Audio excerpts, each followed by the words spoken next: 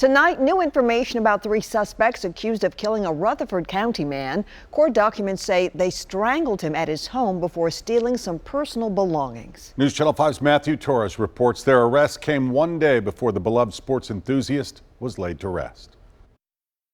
Hang them, get rid of them, bring back the death penalty. These guys, they don't deserve to be walking on the face of the earth. There were no mincing words for Fred Goodwin. Bad news.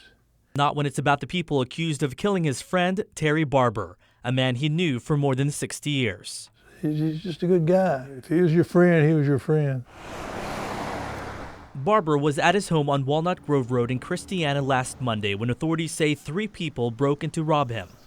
Devin Gailey, Brent Ross, and Vernice Farah are accused of tying him up, beating and strangling him, and taking off with his phone and wallet. A friend later found his body.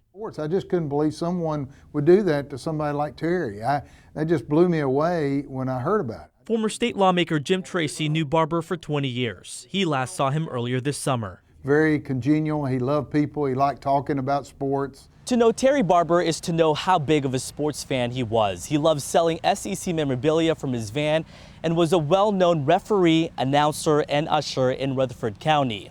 You can't help but like the guy, even though you may not like his calls. He would be a pitcher's umpire because he liked to call strikes, and he was a showman.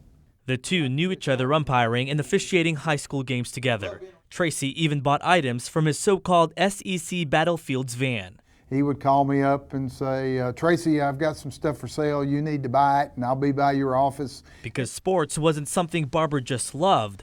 It was his life. I mean, he was good. He was a good referee. In Murfreesboro, Matthew Torres, News Channel 5.